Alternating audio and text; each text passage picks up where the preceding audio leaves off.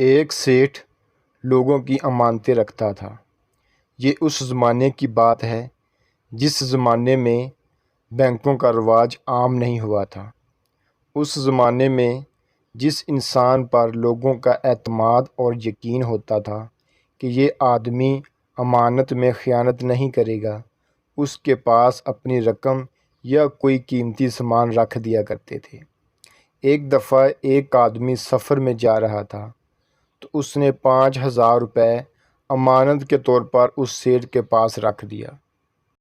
2-3 سال کے بعد جب سفر سے واپس آیا اور اپنی امانت سیٹھ کے پاس لینے گیا تو اس سیٹھ کی نیت خراب ہو گئی اور امانت کی رقم دینے میں ہیلے بہانے کرنے لگا۔ اسی طرح 5-6 مہینے گزر گئے۔ جس نے امانت رکھی تھی وہ بہت پریشان تھا کہ اپنی رقم حاصل کرنے کے لیے کیا کیا جائے۔ جس سے بھی شکایت کرتا وہ یہی جواب دیتا کہ ہم اس معاملے میں کچھ نہیں کر سکتے۔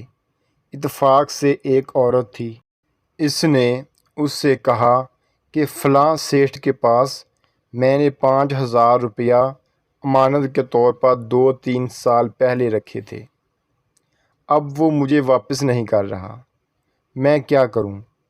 کوئی صورت ہو تو بتلاؤ کہ وہ رقم مجھے واپس مل جائے۔ عورت کے دماغ میں ایک ترکیب آئی۔ اس کے پاس لاکھوں روپے کے زیورات تھے۔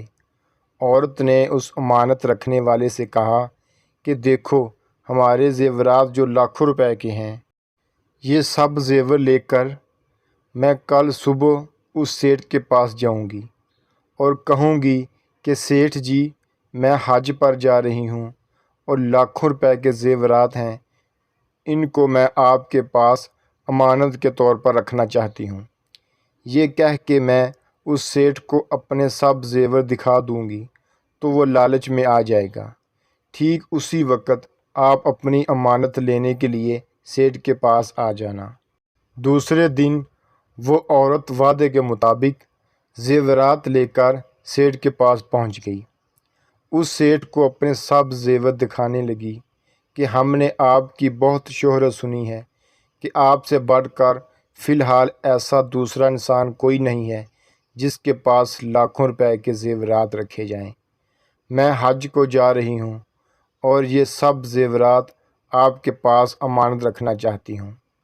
لاکھوں روپے کے زیورات دیکھ کے سیٹھ کے منہ میں پانی آ گیا کہ یہ تو بہت بڑا کام ہو گیا۔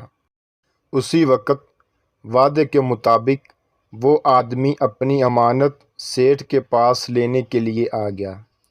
سیٹھ نے اس کو آتے ہوئے دیکھ کر سوچا کہ یہ آدمی ابھی اپنی امانت کا مطالبہ کرے گا اور میں لوگوں کی امانتوں میں خیانت کرتا ہوں۔ اگر اس عورت کو پتہ چل گیا تو یہ زیورات ہاتھ سے چلے جائیں گے۔ یہ سوچ کر اس عورت پر اپنا اثر ڈالنے کے لیے اس کے بولنے سے پہلے ہی وسیم سے کہا یہ جو آدمی آ رہا ہے اس کے 5,000 روپے ہمارے پاس امانت رکھے ہوئے ہیں، وہ اس کو دے دو۔ وسیم نے سنتے ہی 5,000 روپے دے دیے۔ جب اس آدمی نے اپنی امانت اپنے ہاتھ میں لے لی تو عورت نے اپنے نوکر کو سمجھا رکھا تھا کہ تم ٹھیک اتنے بجے سیٹھ کے گھر آ جانا اور مجھے کہنا کہ آپ کو آپ کے خاوند جلد بلا رہے ہیں۔ اس نوکر نے ٹھیک اسی وقت آ کر عورت سے کہا کہ آپ کو آپ کے خاوند بلا رہے ہیں۔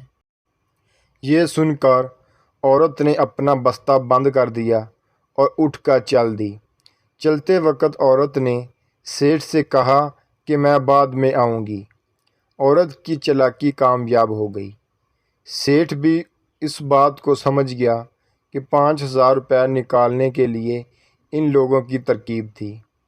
جس کو اپنی امانت مل گئی تھی وہ خوشی کے مارے سیٹھ کے مکان کے باہر میدان میں ناچنے لگا۔ سیٹھ بھی اس کو ناچتے دیکھ کر اسی میدان میں آ کر ناچنے لگا۔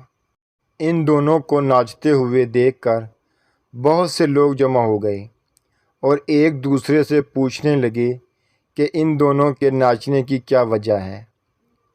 جب سب کو ان کے ناچنے کی وجہ معلوم ہوئی تو کسی نے سیٹھ سے پوچھا کہ اس آدمی کو تو اس کے 5,000 روپے کی امانت ملی ہے، وہ اس خوشی میں ناچ رہا ہے، آپ کے ناچنے کی کیا وجہ ہے؟ سیٹھ جی نے جواب دیا کہ مجھے ایک سبق سیکھنے کو ملا ہے کہ زیادہ رقم کے لالچ میں آ کر تھوڑی رقم کسی کو واپس نہیں کرنی چاہیے۔ امانت کو جوں کا توں واپس کرنا واجب ہے، اس کو لے لینا اور واپس نہ کرنا حرام ہے۔ لہٰذا مسلمانوں کو چاہیے کہ اگر ان کے پاس کوئی امانت رکھے تو اس کو ادا کر دے، خیانت نہ کرے۔ اللہ پاک ہم سب کا حامی و ناصر ہو۔